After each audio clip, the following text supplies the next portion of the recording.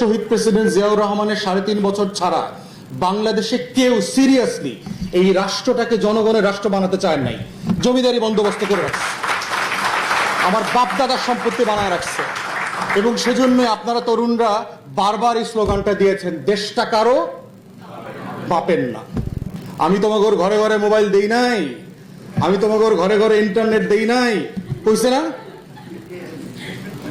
আপনারা কি কারো বাপের টাকায় মোবাইল কিনছেন? ওর বাপের টাকায় মোবাইল কিনছেন? ওর বাপের টাকা দিয়ে টপ আপ করেন ইন্টারনেট? তাহলে এই অ্যাটিটিউডটা কেন? ওর বাপের টাকা দিয়ে ও দেশ চালাইছে।